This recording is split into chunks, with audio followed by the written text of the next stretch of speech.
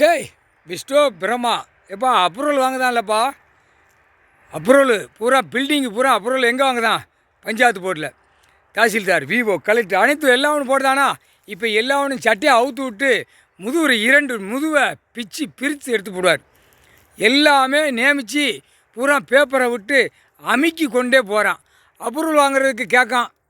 MLA கையெழுத்து போடுவான், MP கையெழுத்து போடுவான், மந்திரி கையெழுத்து போடுவான், முதலமைச்சர் கையெழுத்து போடுவான்.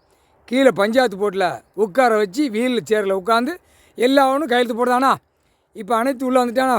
அடுத்தாப்பில் முதலமைச்சர் எங்கே இடம் எங்கடா இடக்கு, ஞாயிற்றுக்கிழமை பத்திரம் போடுங்கடா, வென்று சீக்கிரமாக அடிச்சு கொடுறா, பட்டா ஆகிட்டுறா, எல்லாம் போட்டு கொடுறா, கெச்சை போடுறா அப்படின்னு ஞாயிற்றுக்கிழமை போடுறான்னு முதலமைச்சர் தமிழ்நாடு முழுவதும் போட்டுக்கொண்டே இருக்கான்.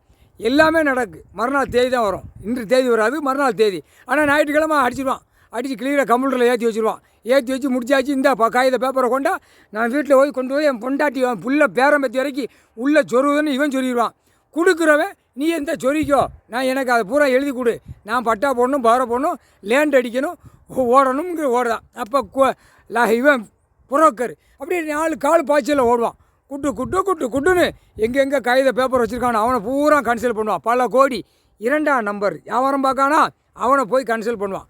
கன்சல்ட் பண்ணவுடனே வாங்கி கூவை மாதிரி குத்த வச்சு எழுதி வச்சு இந்த இடம் மார்க்கு பண்ணியாச்சு, இந்த இடம் மார்க். இது நீதிமன்ற கோர்ட்டில் கணக்கு வாங்கணும். கோர்ட்டில் வழக்காடுதில் அனைத்து உள்ளே போய் வழக்காடுது. வெளியில் சேட்டை பண்ணுவான், உள்ளே வழக்காடி உட்காந்து பார்த்துக்கிட்டு பாருங்க. 2 வெதர் கொட்டையை கசைச்சி விடுவார். இதாண்டா தமிழ்நாட்டில் கசைக்கு விடுற கணக்கு. நீதி அரசர் போட்ட கசக்கு உலக நாடே பார்ப்பான். என்னடா மானிட அவனே சொல்லுவான், என்ன ஆணுக்கும் பெண்ணுக்கும் கசக்கு தாங்க, இது காணொலியில் வருது. அம்மா இது யார் கசக்குதா? கடவுள் நீதி அரசர் கசக்குதாரப்பா, சேட்டை ஒன்று தண்டனை கொடுக்காரு. ஆனால் அவன் சொல்லுவான், வெளிநாட்டுக்காரன் கசக்கி விட்டாச்சுன்னா 1 மாதம் தானே இருப்பான், இல்லைன்னா 40 நாளைக்கு இருப்பான், இல்லை 20 நாளைக்கு தான் இருப்பான், செத்து போவான்ல. அதேபடி தான் செத்து போவான். தப்பு செஞ்சதுக்கு தண்டனை வாங்கி செத்து மடிஞ்சு போவான். முடிஞ்சு போச்சு. புரியுதா?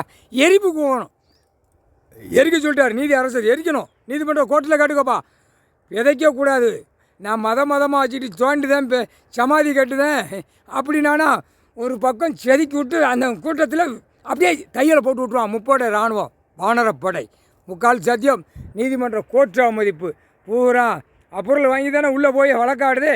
அப்போ அந்த வழக்காடுது பிடிக்காருல, வழக்காடுது அப்புறம் போடுதான். அப்போ அப்புறம் வச்சு பிடிப்பார். பிடிச்சி நச்சு அப்படியே சுடக்கு போட மாதிரி தூக்குடா மாதிரி சிட்டி கிராமம் பூரா தெரு வார்டுகளில் கிடப்பான். தூக்குடா தூக்கி கொண்டு வாங்கடா.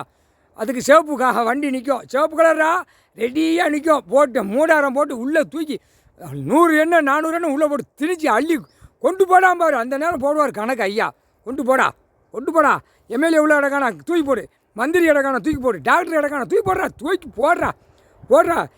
எம்எல்ஏ, முதலமைச்சர், டெல்லி டு பிரதமர் எல்லாம் டெல்லியிலேருந்து தமிழ்நாடு வரைக்கும் அப்ரூவலை வாங்கி பூரா பில்டிங்காக போட்டு ஏற்றி நாசம் பண்ணி வச்சுருக்கான். இதாண்டா கணக்கு, வேறு கணக்கு கிடையாதா?